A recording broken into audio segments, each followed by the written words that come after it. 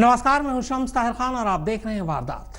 2 और 3 जुलाई की देर रात एक तरफ बिकरू गांव में गोलियां चल रही थी, तो वहीं दूसरी तरफ उसी गांव में कुछ गैंगस्टर की बीवियां डरी सहमी घरों के अंदर थीं। इसके बाद जैसे ही गोलियों का शोर थमता है, बिकरू गांव से एक फोन लखनऊ जाता है।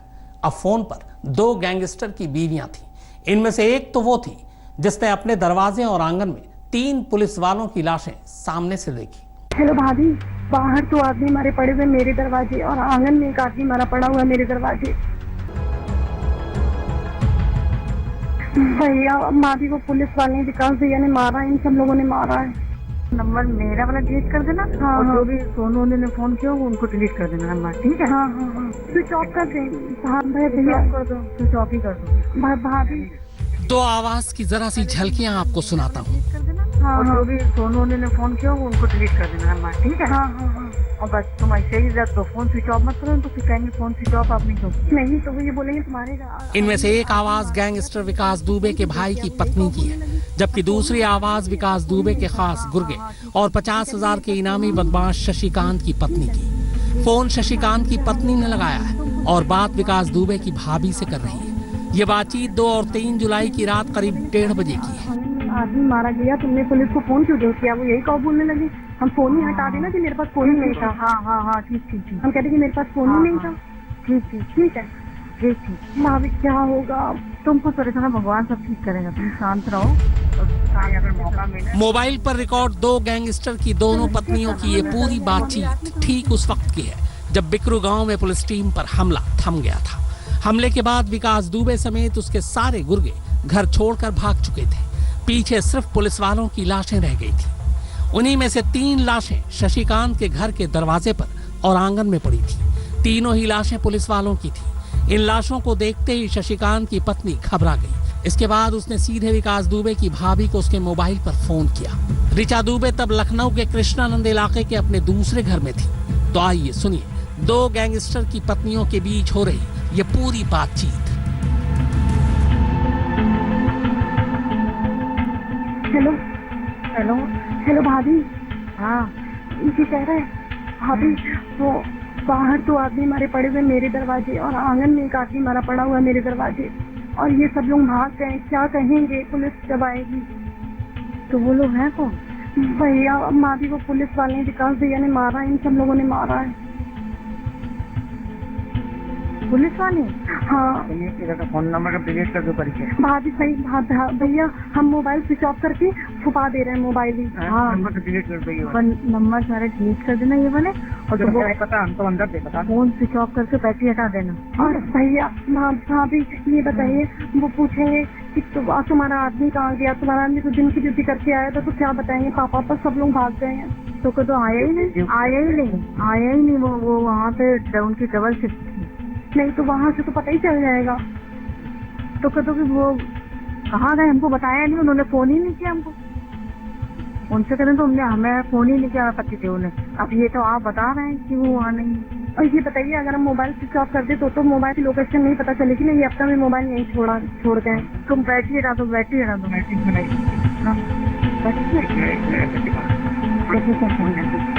सिम निकाला जाता है, सिम निकल नहीं पाएगा। स्विच ऑफ कर दें। भैया कर दो, स्विच ऑफ ही कर दो। भाभी डिलीट कर दो नंबर ही मिला। पहले तुम नंबर मेरा वाला डिलीट कर देना। हाँ, और हाँ। जो भी सोनू ने फोन किया उनको डिलीट कर देना नंबर, ठीक है? हाँ हाँ हाँ।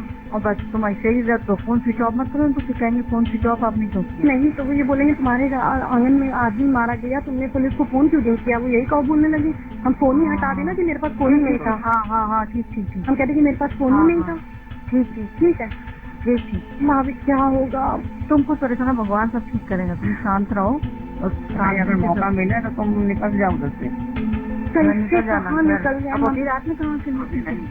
मम्मी तो चल भी नहीं पा रही है, कहाँ से इसको क्या छोड़ेंगे? तुम भगवान सारे लोग, भगवान सब ठीक करें, तुम शांति रख पाते।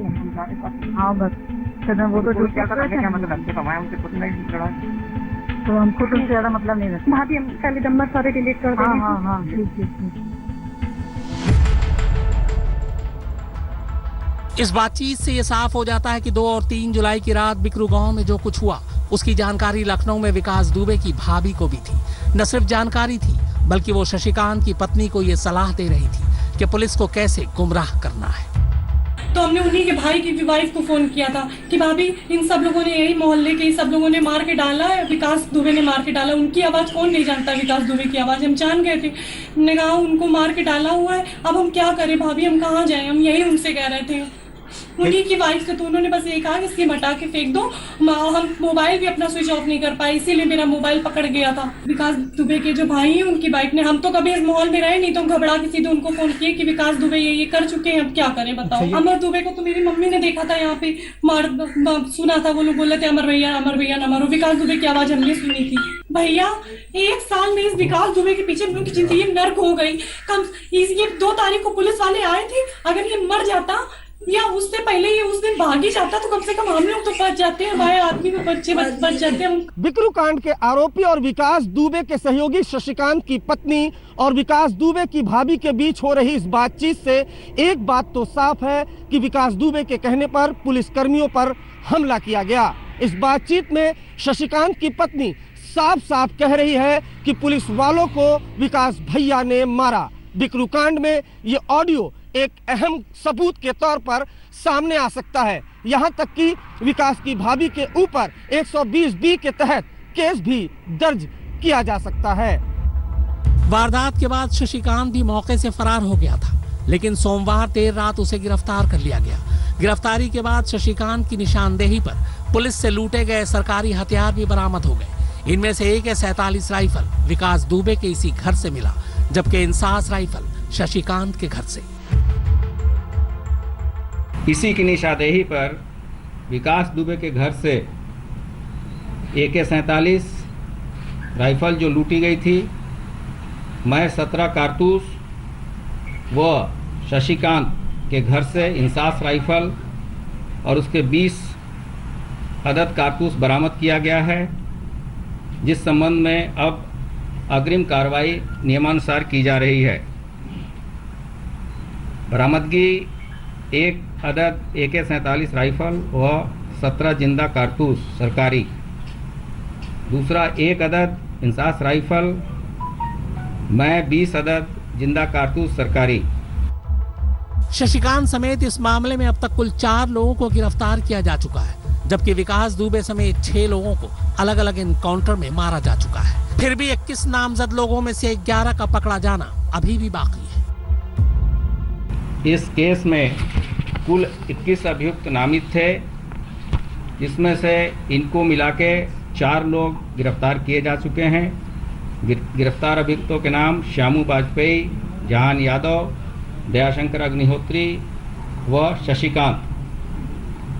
इसमें अब तक 6 अभियुक्त विभिन्न तिथियों में पुलिस कार्रवाई में मारे गए हैं, जिनका नाम है विकास दुबे, राजाराम, अतुल दुबे, अमर दुबे, प्रभात मिश्रा व प्रवीण दुबे। अब नामित वांछित अभियुक्तों की संख्या शेष 11 रह गई है।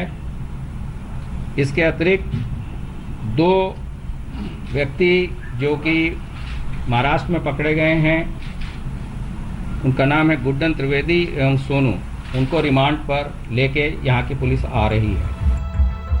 वैसे हैरानी इस बात की है कि हादसे के फौरन बाद ही तलाशी के नाम पर पुलिस ने विकास दुबे का पूरा घर ढा दिया था। खोद कर तलाशी ली थी, मगर तब पुलिस से लूटा गया AK-47 राइफल यहाँ नहीं मिला था। अब उसी घर से यही राइफल बरामद हो जाता है। रंजन सिंह और शिवेंद्र श्रीवास्तव के साथ अरविंद ओझा, कानपुर, आज तक। विकास दुबे के घर दबिश देने गई पुलिस टीम की अगुवाई कर रहे CO देवेंद्र मिश्र को घेर कर मारा गया था। देवेंद्र मिश्र को कुल 4 गोलियां मारी गई और चारों ही गोलियां बेहद करीब से मारी गई थी। इतना ही नहीं, गोली मारने के बाद विकास दुबे ने आड़ी से उनके दोनों पैर तक काट डाले थे। ये तमाम खुलासे पोस्टमार्टम रिपोर्ट से हुए। लाशों को भी गोलियां मारी थी विकास दुबे ने। DSP देवेंद्र मिश्रा से खास नफरत थी विकास दुबे को। सबसे ज्यादा गोली DSP को ही मारी। कुल्हाड़ी से DSP के दोनों पैर काट डाले थे। पुलिस वालों की पोस्टमार्टम रिपोर्ट में सनसनीखेज खुलासा। 2 और 3 जुलाई की दरमियानी रात को विकास दुबे पर दबिश डालने गई पुलिस पर विकास दुबे और उसके गैंग के लोग भारी नहीं, बहुत भारी पड़े थे। दुबे ने सिर्फ 8 लोगों की जान ही नहीं ली, बल्कि जिस तरीके से जान ली, वैसी बर्बरता और वैसा दुस्साहस कम ही देखने को मिलता है। अब बिकरू गांव में शहीद हुए पुलिस वालों की पोस्टमार्टम रिपोर्ट सामने आने के बाद इस बात का खुलासा हो गया है कि विकास दुबे और उसके साथियों ने सिर्फ आत्मरक्षा में ही पुलिस वालों पर गोली नहीं चलाई, बल्कि वो पुलिस से खुंदक पाले हुए थे और उन्हें सबक सिखाना चाहते थे, खासकर डीएसपी देवेंद्र मिश्रा को। पोस्टमार्टम रिपोर्ट के मुताबिक ज्यादातर लाशों पर सिर्फ गोली के नहीं बल्कि तेज धार हथियारों से काटे जाने के भी निशान मिले हैं, जो इस बात के सबूत हैं कि दुबे और उसका गैंग पुलिस से कितना खार खाए बैठा था।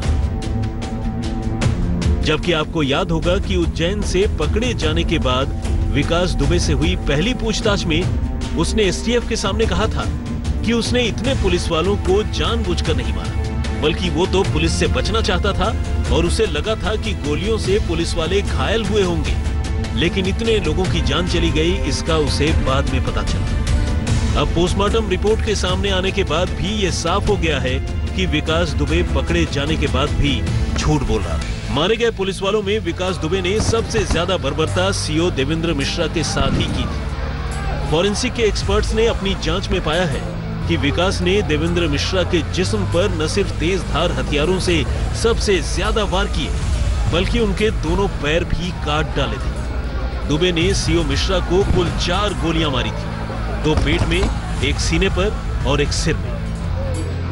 मिश्रा को ये चारों की चारों गोलियां बिल्कुल पॉइंट ब्लैंक रेंज से यानी सटाकर मारी गई थी, जो इस बात का सबूत है कि वो मिश्रा की सिर्फ जान ही नहीं लेना चाहता था, बल्कि उनसे बदला भी लेना। तुम्हारे आंगन में कितने लोग हत्या हुई थी? हमारे आंगन में 3 लोगों की। कौन कौन? आंगन में सीओ साहब, हाँ। और बाहर दरवाजे पे दरोगा, 2 दरोगा। अच्छा, तुम लोगों ने गेट क्यों नहीं खोला जब दरोगा जी वहाँ मदद मांग रहे थे? सर, हम लोगों ने गेट इसलिए नहीं खोला कि हम लोगों को मार दें। नहीं, गोली तुम लोग छत से चला रहे थे? जी। तुम और तुम्हारे पिताजी चला रहे थे अपनी छत से? नहीं। असलहे कहाँ से आए थे सब ये? असले सब विकास दुबे ने दिलाए थे। अच्छा, कौन कौन असलहे थे उसमें? सर, बंदूक थी, बंदूकें, राइफल सभी थी। असल में सीओ मिश्रा शुरू से ही दुबे और उस जैसे बदमाशों का विरोध किया करते थे। उन्होंने कई बार दुबे से अपने मातहतों की नजदीकी को लेकर अपने आला अफसरों से शिकायत भी की थी, जिससे विकास दुबे देवेंद्र मिश्रा से ज्यादा ही तपा हुआ रहता था। और तो और दुबे की सीओ के साथ कई बार कहासुनी भी हो चुकी थी। उज्जैन में हुई गिरफ्तारी के बाद विकास दुबे ने पूछताछ में खुलासा किया था कि चौबेपुर के एसओ विनय तिवारी ने उसे बताया था कि सीओ देवेंद्र मिश्रा उसे पसंद नहीं करते थे। विकास ने यह भी कबूला था कि देवेंद्र मिश्रा उसके सही गलत रास्तों के आड़े तो आते ही थे। जब विनय तिवारी ने उसे लेकर देवेंद्र मिश्रा की सोच के बारे में उससे बताया, तो उसका गुस्सा देवेंद्र मिश्रा को लेकर कुछ ज्यादा ही बढ़ गया। बिकरू गांव में जो कुछ भी हुआ था वो अचानक नहीं हुआ था, बल्कि दबिश देने आई पुलिस टीम पर साजिश के तहत हमला किया गया था।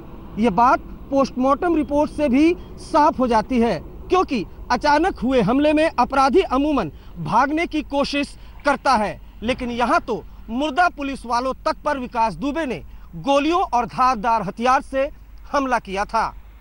लखनऊ से शिवेंद्र श्रीवास्तव और कानपुर से कैमरामैन प्रदीप गुप्ता और रंजय सिंह के साथ अरविंद ओझा, आज तक। कहा जा रहा है कि अगर उज्जैन से कानपुर लाते वक्त विकास दुबे के हाथ बंधे होते तो वो न भाग सकता था और न ही पुलिस वालों के पिस्टल छीन सकता था। मगर अब उज्जैन से खबर आई है कि महाकाल मंदिर के बाहर से पकड़े जाने के बाद एक सिपाही ने विकास दुबे को हथकड़ी पहनाने की कोशिश की थी। इस पर उसने उस सिपाही से जो कुछ कहा, उसके बाद उसे हथकड़ी नहीं पहनाई गई। कानपुर शहर में दाखिल होने से ऐन पहले हुए विकास दुबे के एनकाउंटर को लेकर पुलिस वालों पर कई सवाल उठे। लोगों ने यह भी पूछा कि जब एसटीएफ विकास दुबे जैसे बर्बर अपराधी को लेकर अपने साथ आ रही थी, तो उसने विकास दुबे के हाथों में हथकड़ी क्यों नहीं लगाई? क्यों खुद एसटीएफ के अधिकारियों ने अपने हथियार संभाल कर नहीं रखे, जिससे विकास दुबे को एसटीएफ की गाड़ी के एक्सीडेंट के फौरन बाद उनके हथियार छीनकर भागने का मौका मिल गया। लेकिन अब विकास दुबे और हथकड़ी को लेकर जो खुलासा हुआ है वो अपने आप में चौंकाने वाला है। सूत्रों की माने तो उज्जैन में गिरफ्तारी के बाद जब एक कांस्टेबल ने विकास दुबे को हथकड़ी पहनाने की कोशिश की तो वो अचानक ही आपे से बाहर हो गया और उसने हथकड़ी पहनने से मना कर दिया। जब सिपाही ने जबरन हथकड़ी पहनाने की कोशिश की तो उसने पुलिस अधिकारियों के सामने ही कांस्टेबल को धमकाते हुए कहा कि अगर वो यही काम बिकरू में करता तो वो उसे जिंदा जला देता। विकास दुबे की ये बात सुनकर कुछ देर के लिए वहां मौजूद उज्जैन के पुलिस वाले भी सन्नाटे में आ गए। हालांकि बताते हैं कि इसके बाद पुलिस वालों ने विकास दुबे को 2 थप्पड़ भी रसीद किए और हथकड़ी पहना दी। रवीश पाल सिंह, उज्जैन, आज तक। तो वारदात में फिलहाल इतना ही, मगर आज तक पर खबरों का सिलसिला लगातार जारी। नमस्कार, मैं हूं अंजना ओम कश्यप। हमें उम्मीद है ये वीडियो आपको पसंद आया होगा। लेटेस्ट खबरों के लिए यूं ही देखते रहिए आज तक, और इस वीडियो के पसंद आने पर लाइक, शेयर एंड सब्सक्राइब करना ना भूलें।